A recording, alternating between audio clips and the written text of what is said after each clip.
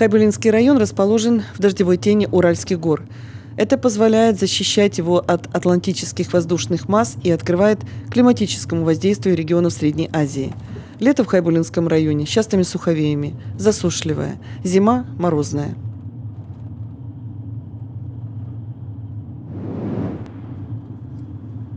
В рамках рабочей поездки по Хайбулинскому району глава Башкортостана Ради Хабиров в гостях у фермеров. У них, как и у многих других, те же проблемы – засушливое лето.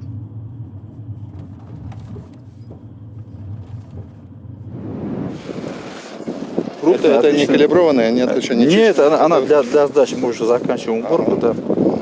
Просто посевная площадь не поддерживается заготовителями и нет макаронных фабрик. У нас в Уфе был всего один, а сейчас нет уже. Когда построим макароны? Вот ситно насевает, то, что мы с Жавраском договорились, на части будем, да? Нет, ее можно возродить. Нет, там всегда ситно делают макароны. Там будет. Какую-то нашу помощь по линии Минсельхоза получали? Получали какую-то? Да, я вот брал 2 комбайна в кредит, было возмещение до 50%. Было, да? Да, было, да. Здесь мы повышенные для Заурали, Северо-Восток стоит. В этом году нам грантами помогли, 7 грантов. Такого, наверное, практически не получали.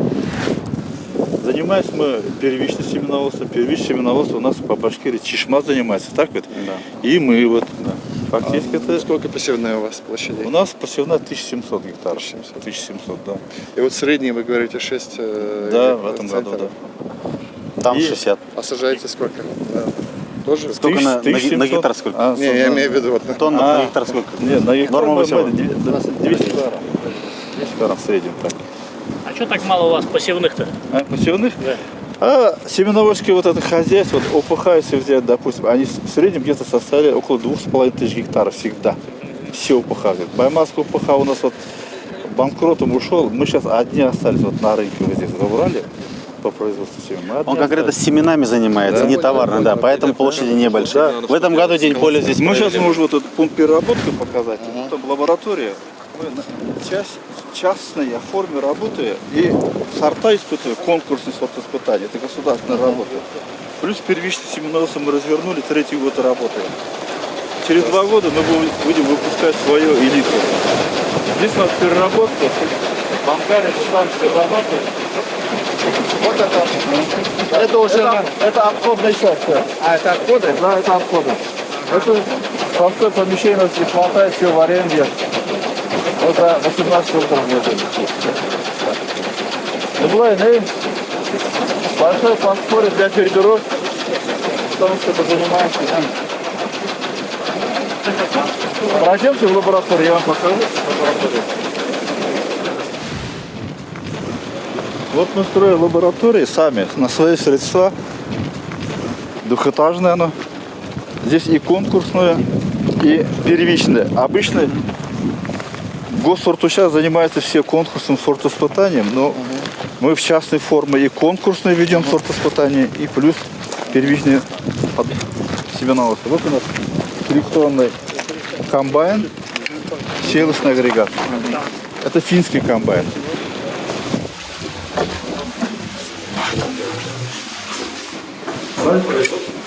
Мы здесь вот на нижнем этаже организовали лабораторию, наверху тоже есть лаборатория у нас. Это стадия строительства идет, вы не удивляйтесь. Но вы уже работаете? Да, мы работаем 3-й год. Ни отопления, ничего нет, включаем обогреватель, мы работаем. Тут работаем, вот у нас схема вот здесь размещения, что мы планируем. Вот существует площадь зеленого, зерноток, склад первичный у нас, лаборатория, охрана, складозащитная контора. Весовой будем строить, даст Бог, склады под каждой культурой. Твердый, мягкий пшеница и яровой ячмень – это наш конек, так скажем, в степной зоне. Пункт очистки отсутствует пока. Там приспособление вы видели, так? Время весовая.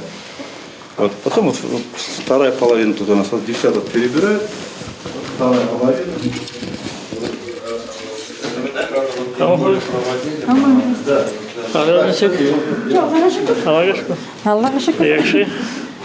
А что вы делаете?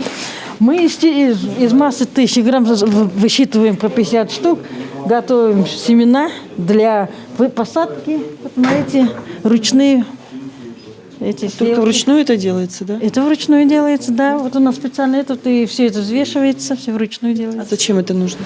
А вот этот у нас ручная селка, туда очень мало количества зерен входит.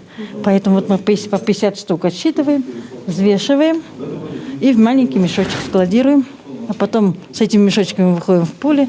Вот именно там есть штучка, туда вот высыпается и сеем. Вручную. Автоматизированного ничего нету такого? Нет, это потому что это же элитные сорта. Да, сорт испытательный, поэтому Надо вручную. обязательно. Спасибо.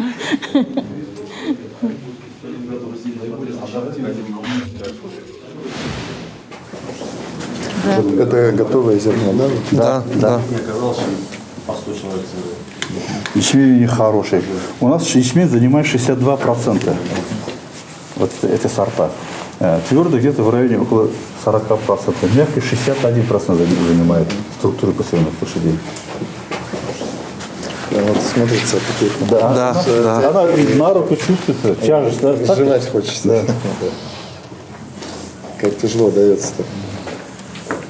Вот стекловидность, поэтому вот. Там, есть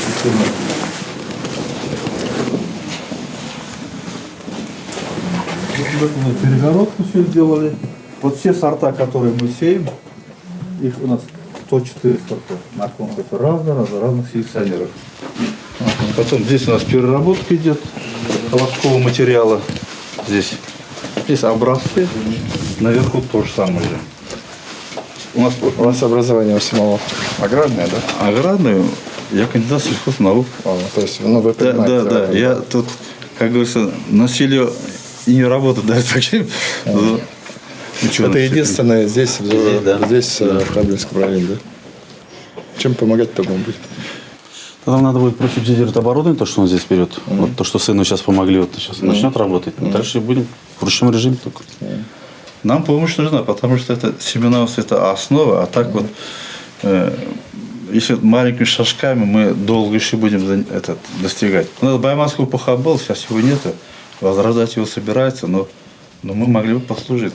Ну, давайте рассмотрим это, может быть. Отдельный сельский сейчас по селекции семеноводства, который еще мы не приступали, тогда запустим. По его предприятию. Да, мне нужна помощь. Да, отдельно примем под него программу. Вот, что-то надо придумать.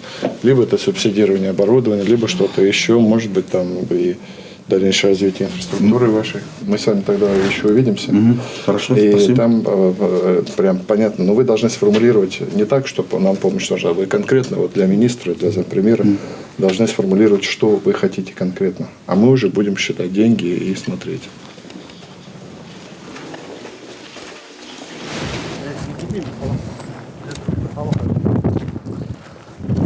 Здесь основная масса наших аграриев, крестьянское фермерское хозяйство.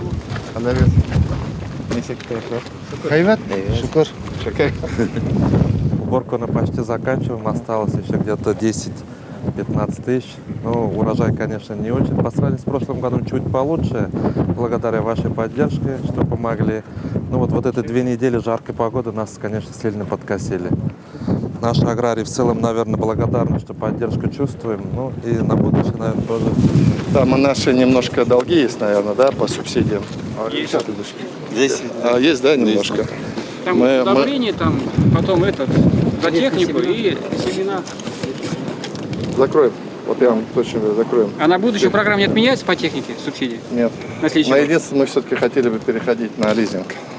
Давайте на лизинг вместе переходить будем. И на, соответственно, предприятия, если какие-то будете делать, так? Мы 21 год, вот сразу всем говорю, 21 год будет немножко тяжелый, а потом и снова вернемся к субсидированию и так далее. Мы же там планы до 24 года брали, да, чтобы... Да, Рафич, лизинг 8 лет, в лизинг заходим на следующий год все в лизинг. Но мы же будем обслуживать 22, 23, 24 год, когда у нас деньги появятся. Все равно это не просто мы вас один на один с ними оставляем, мы в этом участвовать будем. А то лизинг возьмем, потом программа закроется, нам тоже тяжело будет. Нет? Который субсидирование. Не будет такого, да? А там еще такой момент, на лизинг же они дороже идут. Ну, вот я не знаю, как у вас, но получилось как. Мы взяли очень много в этом году. Мы с 39-го на 2 место подошли, но вроде пока никто не жаловался из селян. Мы очень много взяли. Лизинг. А семена у нас ничего не останется, если мы все сдадим. Весной надо будет помощь от правительства. Потому что и пролонгация какой-нибудь может, если возможно такое. Потому что у нас, вот у каждого кредита, например, у меня 375 тысяч каждый месяц. Я побоюсь, а если я все зерно продам, придется продать. А как жить, а как сеяться? Вот это основной вопрос у нас. Вот это трудность у нас. Вот мы надеемся на следующем году, как бы, на весной правительство, денег нету, там трудно не было бы, мы надеемся на вас. Скажите, давайте конкретно сформулируйте, что конкретно вот так вот, нужно. помните, у нас список там был, там 9 районов на засуху попало, там по Башкирии, там Хайбула не было, нам, честно говоря, стыдно было просить, потому что уже брали мы. Так же было, по идее. Но и то не все брали, почему-то некоторые остались, вот, например, в прошлом году я ничего не брал, хотя 2500 сею, а вот это тоже обидно было. Мы в этом году 70 миллионов дали, значит, смогли пройти то, что кто в прошлом году засуха была, вот на это они купили семена, но в этом году опять засуха получается. Он или товарный продает, кредиты закрывает, а весной останется без семян получается. Мы что делаем? Найдем деньги? Ну, весной, поддержим их весной, они же без зерна без семян не останутся. Ну, давайте так договоримся. Вот я прям, чтобы не пустой разговор был, вы сформулируйте мое поручение там, правительству и, значит, Минсельхозу. Внести, там, решить вопрос по, соответственно, субсидированию. Тут субсидирование будет называться? Нет, это семена мы денег дали, они купили на просто тогда, значит, предоставить деньги на, соответственно, весной, закупку если у них не будет зерна. на семена, значит, мы их поддержим. А долги какие у нас есть? Я говорю, то, что субсидирования небольшие там у вас, мы все вернем просто. К сожалению, видите, как получилось. Мы же рассчитывали, что и в 2021 году дальше. Мы же хорошо вам помогли так в начале. Но с 2022 года точно так же активно пойдет. А 2021 год вместе переживем. Рад. Радик Фаритович, я Власенко, вы меня, наверное, помните. Это, я хочу сказать вам большое спасибо. Все-таки вы нам помогли же, очень хорошо помогли. Мы отсеялись, плохо-неплохо. Все новые семена у нас, вся элита сейчас заменили. И с топливом, если бы не было помощи, мы бы никто не смогли в том году сеять.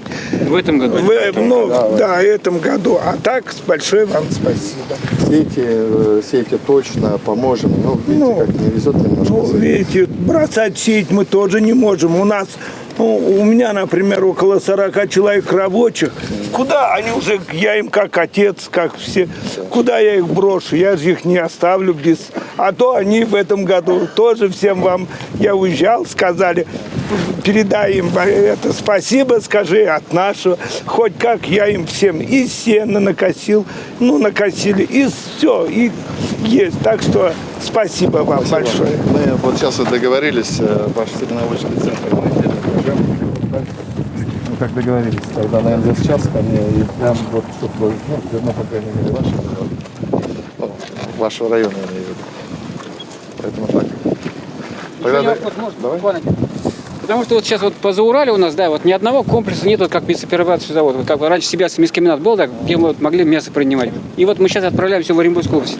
Ну и большая переработка даже у Власенко есть. Вот второй. Давайте мы вам денег дадим. Он выкупил в здании бывшего колбасного цеха. На днях он говорил, что... Давайте, вот если вот вы готовы, это ко мне прямо ко мне надо, хоть и не маленькая, да? Хоть и маленькая. Всем поможем. Вот просто не просто я говорю, совершенно точно. У нас рука поднялась за вас, а если на следующий год поможет, у нас 2 руки за вас поднимутся. Не надо. Поможем. Я вам точно говорю, поможем. Единственное, вы бы шли бы дальше. Давайте, возьмитесь. А мы поможем, прям приходите, там все четко, не подведем, никого не обманул.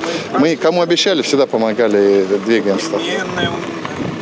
Думаем, у нас переработка идет, но в малом количестве, конечно.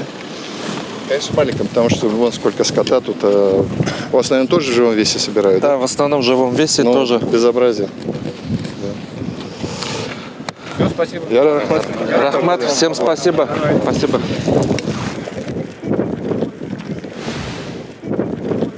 Райфович, скажите, какие действия по итогам визита в Хайбулинский район, да и в другие районы тоже? Всегда, всегда готовим поручения где вот все, что мы договариваемся, они формируются, я подписываю, потом ставятся на контроле. Ну и, соответственно, правительство, там, источники финансирования найти и так далее. Мы очень серьезно работаем с моим поручением, потому что потом я, когда приеду, я к ним приеду, они скажут, а что ты вот обещал, а не сделал. Вот это такая серьезная, да. Круговая, скажем так, Да. работа. Спасибо.